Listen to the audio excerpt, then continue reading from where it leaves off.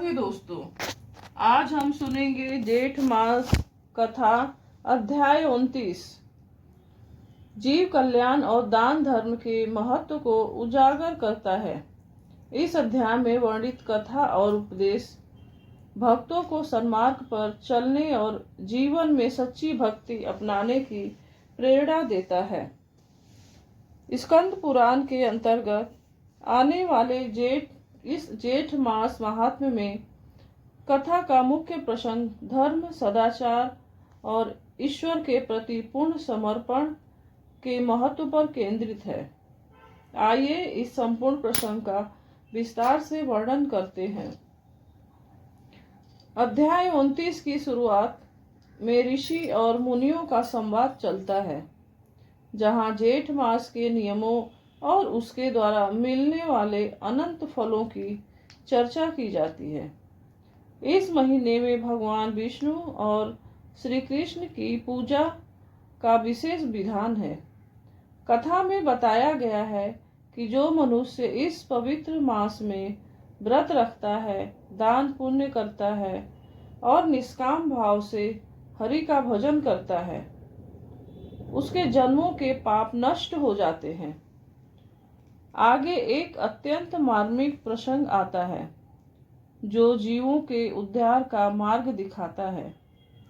एक बार एक ब्राह्मण और उनकी धर्मपरायण पत्नी ने पूरे विधि विधान के साथ जेठ मास के व्रत और स्नान का संकल्प लिया।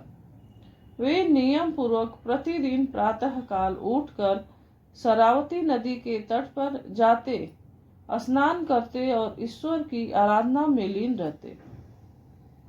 एक दिन जब ब्राह्मण और उनकी पत्नी नदी के तट पर पूजा पाठ और नियमों का पालन कर रहे थे, तभी देव योग से वहां एक भयानक घटना घटी। झाड़ियों के झुंड से एक अत्यंत भूखा और प्यासा बाघ निकलकर बाहर आया। वह भूख प्यास से व्याकुल था और हिंसक रूप में ब्राह्मण के समीप आने लगा। ब्राह्मण की पत्नी भयभीत हो गई, लेकिन ब्राह्मण देवता अत्यंत ज्ञानी और शांत थे। उन्होंने कोई भय प्रकट नहीं किया। जब उस व्याघ्र ने ब्राह्मण के निकट आकर उन पर झपटने की चेष्टा की, तभी ब्राह्मण ने अपने जल पात्र में से पवित्र गंगा जल निकाला और उस व्याघ्र के ऊपर छिड़क दिया। जल की कुछ बूंदों का स्पर्श होते ही एक अद्भुत चमत्कार हुआ। वह हिंसक और भूखा व्याघ्र एक पल में ही दिव्य देहधारी एक तेजस्वी पुरुष में बदल गया। उसका सारा हिंसक और पशु भाव समाप्त हो गया। वह दिव्य रूप धारण करके अत्यंत प्रसन्न हुआ और ब्राह्मण के चरणों में गिरकर उन्हें प्रणाम करने लगा। उस दिव्य पुरुष ने ब्राह्मण से हाथ जोड़कर कहा, हे ब्राह्मण देव, आज आपके दर्शन पाकर और आपके हाथों से छिड़के गए पवित्र जल को ग्रहण करके मैं धन्य हो गया हूँ। मेरे जन्मों जन्मों के पाप धुल गए हैं। मैं पूर्व जन्म में एक अत्यंत क्रूर और हिंसक जीव था। मैंने अपने पिछले जन्म में अनेकों पाप किए थे और बिना किसी दया के निर्दोष जीवों की हत्या की थी। अपने कर्मों के दोष के कारण ही मुझे यह पशु बाघ की योनि प्राप्त हुई थी और मैं जंगलों में भटक रहा था। उसने आगे बताया, मैं भूख और प्यास से तड़प रहा था और मन में हिंसा का भाव लिए आपकी ओर बढ़ा था, लेकिन आपकी करुणा और इस पवित्र जल के प्रभाव से मेरी बुद्धि बदल गई।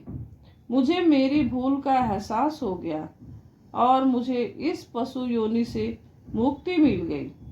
ब्राह्मण ने उस दिव्य पुरुष को समझाया कि यह सब जेठ मास के व्रत और पवित्र नदी के जल का प्रभाव है।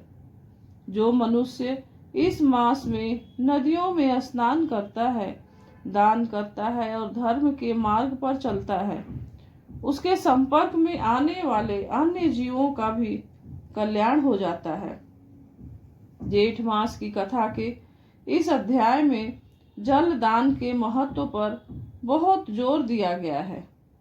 जेठ मास में भीषण गर्मी पड़ती है। इस दौरान प्यासे को पानी पिलाना, राहगीरों के लिए प्याऊ की व्यवस्था करना, पशु पक्षियों के लिए जल के बर्तन रखना और ब्राह्मणों को छाता, जूता या जल से भरे घड़े दान करने का बहुत बड़ा पुण्य माना गया है।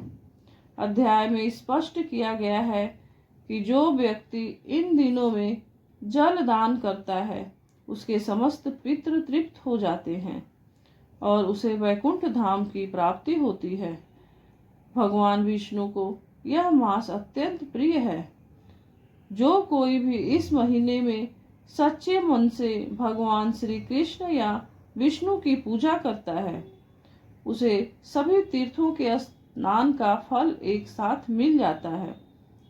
अध्याय 29 के अंत में ब्राह्मण और उनकी पत्नी की भक्ति और तपस्या की महिमा का गुणगान किया गया है। यह कथा हमें सिखाती है कि धर्म का आचरण करने वाले व्यक्ति में इतनी शक्ति होती है कि वह हिंसक और पापी जीवों को भी समृद्धि प्रदान कर दे। ईश्वर की भक्ति में बहुत बड़ी शक्ति है। इस अध्याय का श्रवण या पाठ करने से मनुष्य को मानसिक शांति मिलती है। जो भी भक्त जेठ मास में पूरी श्रद्धा के साथ इस कथा को सुनता है उसके जीवन में आ रही सभी बाधाएं दूर होती हैं और घर में सुख, समृद्धि, शांति और आरोग्यता का वास होता है। दोस्तों, यह कथा यहीं समाप्त होती है। अगर आपको यह कथा पसंद आती है तो लाइक, कमेंट करिए, चैनल सब्सक्राइब करिए। जय श्री विष्णु हरि कमेंट में लिखना ना भूलें। राधे।